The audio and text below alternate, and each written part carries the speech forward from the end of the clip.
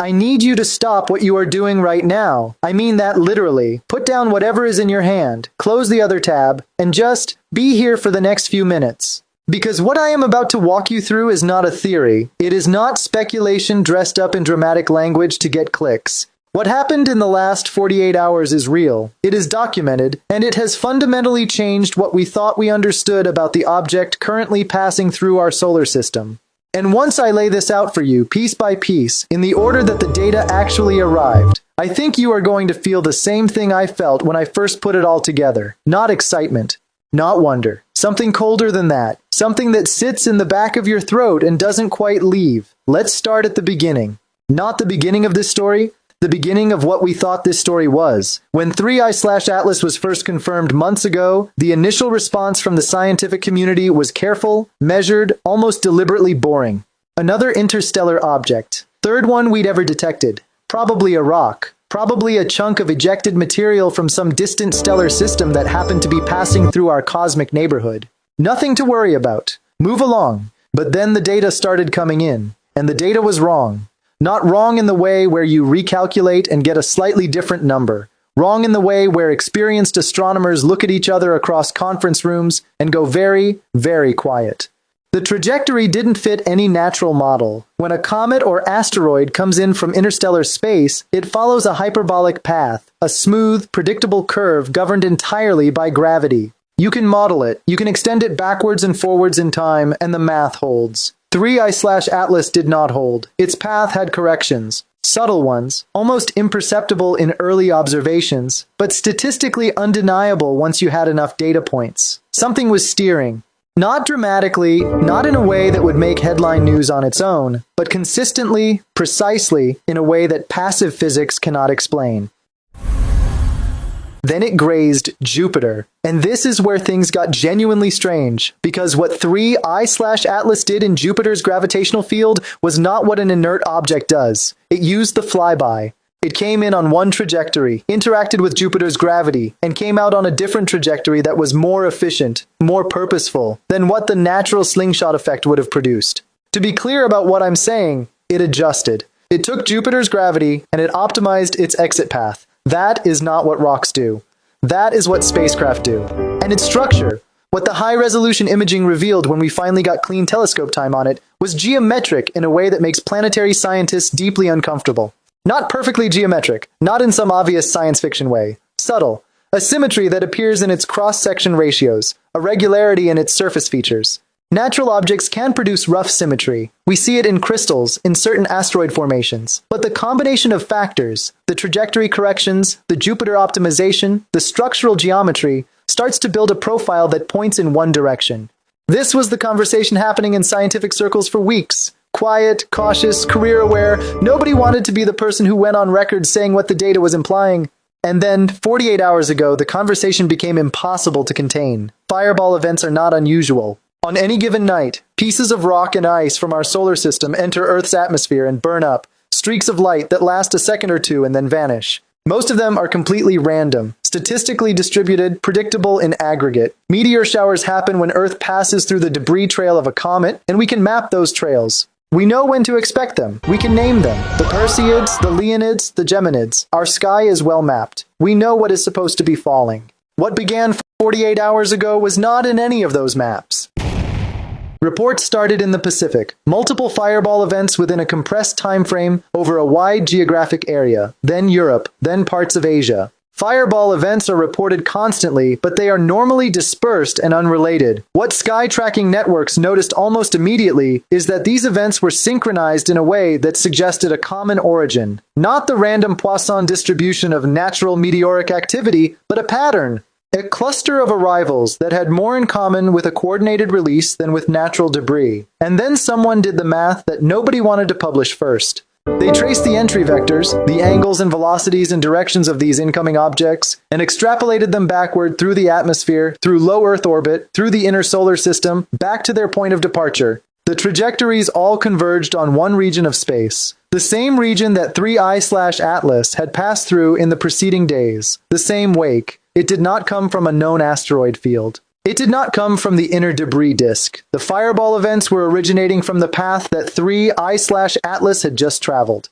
Think about what that means for a moment, because I want you to really sit with it. These objects, whatever they are, were traveling with 3I/Atlas. They were being carried. And at some point in the last few days, as 3I/Atlas moved through the inner solar system and Earth's gravity became the dominant local force, they were released, deployed, dropped. Now I want to be careful here, because there are two very different ways to interpret what I just described, and I want to give both of them to you honestly. The first interpretation is this. 3I/Atlas is a large, structurally complex interstellar object. Unusual, yes, but ultimately natural, that accumulated secondary objects during its long journey through interstellar space. Small bodies can travel together through deep space, held loosely by their mutual gravity, or simply by the coincidence of having been ejected from the same source system at roughly the same time.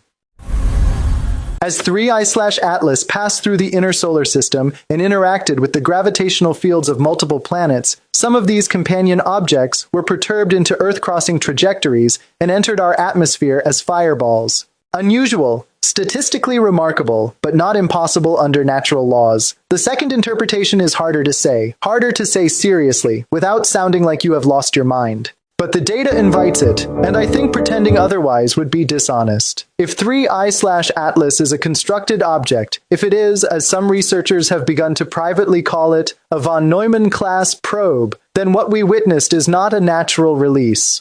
It is a deployment. In theoretical computer science and astrobiology, a von Neumann probe is a concept for how a civilization could explore the galaxy without traveling everywhere personally.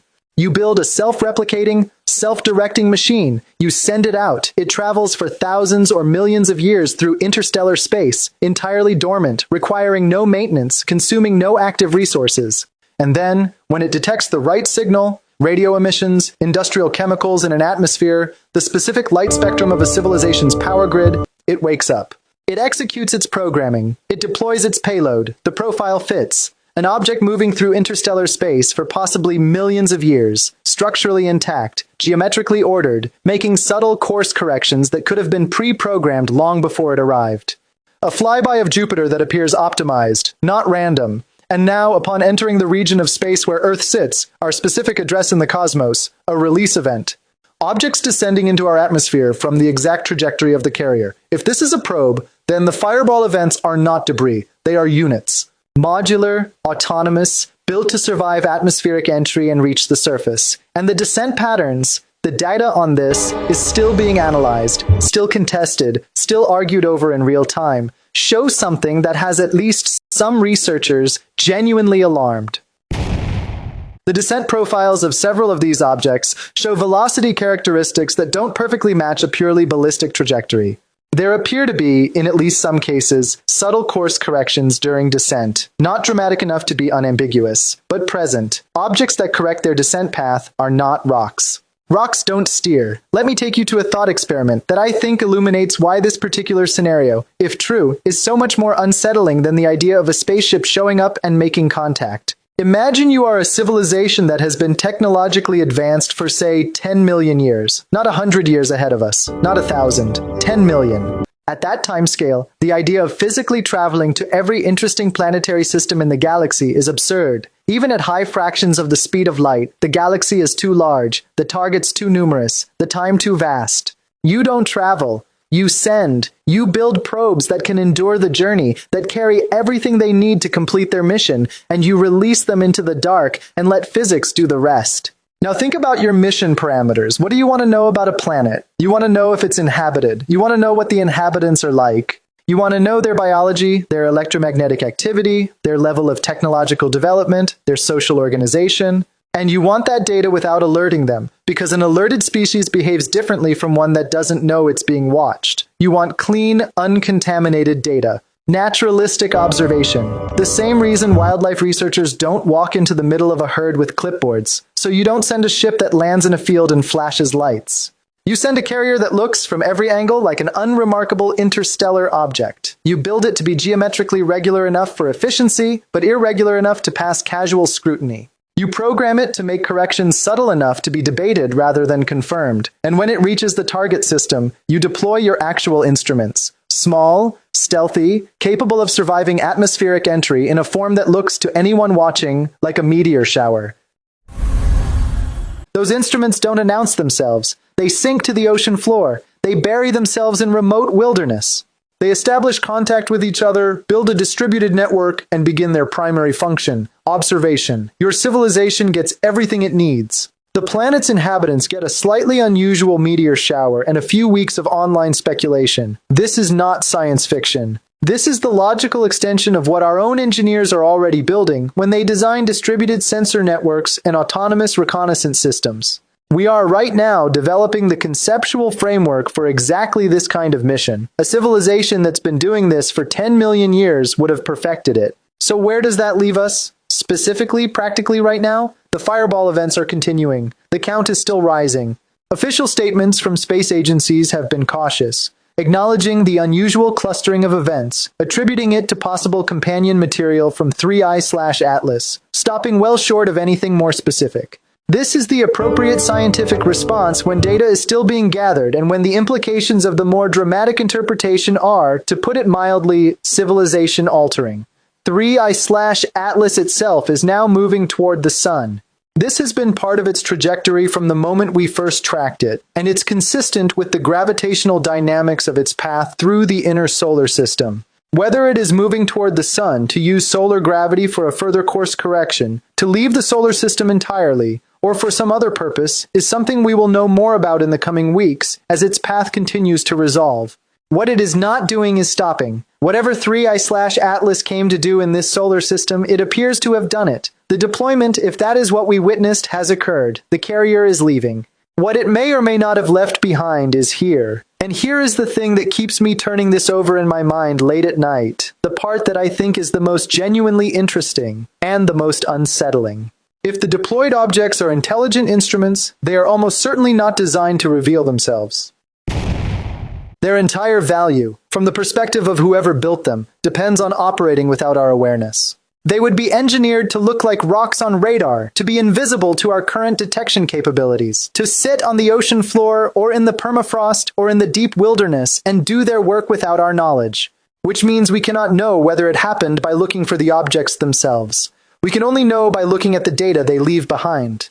Changes in electromagnetic activity, anomalous signals, unexplained network behavior, the kind of subtle fingerprints that would be easy to dismiss individually and only meaningful when accumulated over time. We are, in other words, in exactly the situation that the designers of such a system would want us to be in, uncertain, divided between the natural explanation and the extraordinary one. Unable to confirm or deny, watching the sky and arguing about what we saw. I want to end with something I genuinely believe because I think it matters more than any of the speculation. Whether 3I/Atlas is a natural object or a constructed one, whether those fireballs were companion debris or deployed units, the fact that we are asking the question seriously, with data, with trajectory analysis, with professional astronomers losing sleep over the numbers, is itself extraordinary. We live in the first moment in human history where this question is not philosophy, where the data exists to make it a real scientific debate rather than a thought experiment. The universe is 13.8 billion years old. The odds that we are the first species to reach this level of technological capability are vanishingly small. Somewhere out there, or perhaps based on the last 48 hours, somewhere closer than out there, intelligence has existed for far longer than we have, has built things we can barely conceptualize, has had time to think through problems we haven't even identified yet. If they are watching, we cannot know what they think of what they see. Whether our radio signals read as a civilization worth studying or worth avoiding or worth something else entirely. We sent out our electromagnetic signature without knowing who might receive it, and the universe is not silent, it is simply patient. The next time you look up at a streak of light across a dark sky, that bright, fast, graceful arc that disappears in a second, I want you to sit with the question that astronomers are now sitting with. Is it burning up? Or is it slowing down? Is it ending its journey in our atmosphere or beginning a new one on our surface? The answer matters, and we may not know it for a very long time. Keep looking up, but understand, something may already be looking back. Here is what I want from you right now, genuinely. Not a subscribe, not a like, a thought. Drop it in the comments. Do you think the deployment hypothesis is credible, or is there a natural explanation that ties this together cleanly in a way I haven't covered? Because I have been staring at this data for 2 days, and I will tell you honestly, I cannot close the loop. The numbers keep pointing in the same uncomfortable direction, and I would genuinely love to be wrong. If you want to go deeper on the trajectory analysis, the specific delta V calculations that are making the scientific community so uneasy, that breakdown is coming in the next video, and it is going to get technical in ways that today's overview couldn't. Every number, every correction, laid out so you can verify it yourself. And if this is the kind of content that makes you want to keep asking these questions instead of closing the tab and going back to comfortable things, stay here. Subscribe, because 3I/Atlas is not finished with us, and we are not finished with it. Whatever came through our sky in the last 48 hours is here now. The story is not over. It may just be beginning.